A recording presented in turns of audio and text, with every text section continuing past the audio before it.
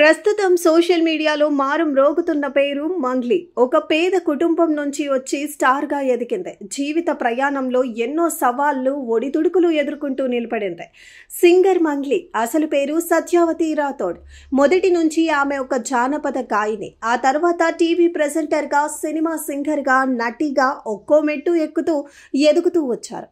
ఇక మంగ్లీ బ్యాక్గ్రౌండ్ చూసుకుంటే ఆంధ్రప్రదేశ్లోని అనంతపురం జిల్లా బసినపల్లి తాండాలో పేద బంజారా కుటుంబంలో పుట్టింది. 5వ తరగతి వరకు తాండాలోని ప్రభుత్వ పాఠశాలలో చదివింది.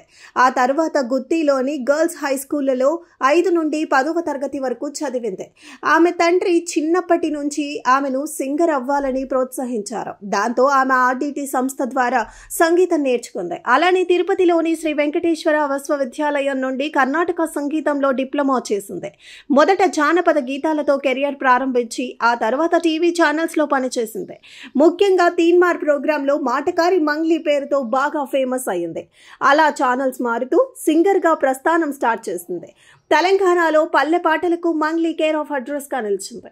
అలా జానపదాలు పాడుతూ ప్రైవేట్ ఆల్బమ్స్ చేస్తూ టీవీ ప్రోగ్రామ్స్ చేసుకుంటూ ఉన్న మంగ్లీకి సినిమాల్లో పాడే అవకాశం కూడా వచ్చింది. శైలజారెడ్డి అల్లుడు, అలా వైకుంఠపురంలో, జార్జ్ రెడ్డి, లవ్ స్టోరీ లాంటి సినిమాలలో సూపర్ హిట్ సాంగ్స్ పాడింది. ఆ తర్వాత నితిన్ మాస్ట్రో సినిమాతో నటిగా కూడా మారింది మంగ్లీ. సింగర్గా హిట్ సాంగ్స్ పాడుతూ భక్తి గీతాలతో ఆల్బమ్స్ చేస్తూ టీవీ ప్రోగ్రామ్స్ ఇస్తూ చేతి నిండా సంపాదిస్తోంది స్టార్ సింగర్. ఇక మంగ్లీ చెల్లెలు కూడా సింగరే.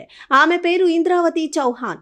పుష్ప సినిమాలో బ్లాక్ బస్టర్ హిట్ అయిన ఐటమ్ సాంగ్ ఊ అంటావా సాంగ్ కి ఇంద్రావతి పాడింది. ఇక ఈ పాట కన్నడ వర్షన్ ను మాత్రం మంగ్లీ ఆలపించింది. ఇలా పెద్ద పెద్ద సినిమాల్లో కూడా సూపర్ హిట్ సాంగ్స్ పాడుతూ కెరియర్ ను కొనసాగిస్తోంది మంగ్లీ. ఇక మంగ్లీ కెరియర్ లో ఎన్నో వివాదాలు ఉన్నాయి. మంగ్లీ పాడిన ఓ భక్తి గీతంలో అమ్మవారిని అవమానించారంటూ ట్రోలింగ్ కు గురయ్యింది. ఈ వివాదంతో పాటు పొలిటికల్ గా కూడా మంగ్లీపై చాలా ట్రోల్స్ వచ్చాయి.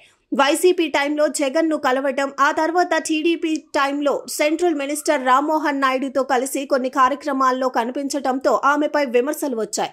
ఇలా రకరకాల వివాదాలు ఫేస్ చేసిన మంగ్లీ తాజాగా మరోసారి తన బర్త్డే రోజు గంజాయితో పాటు మాదక ద్రవ్యాలు, విదేశీ మద్యం ఉపయోగించారన్న ఆరోపణలు ఫేస్ చేస్తోంది. ఇక ఈ విషయంలో లోతుగా విచారణ జరుగుతోంది. చూడాలి ఫైనల్ గా ఏం జరుగుతుందో, ఆమె కెరియర్ ఏ మలుపుకు తిరుగుతుందో.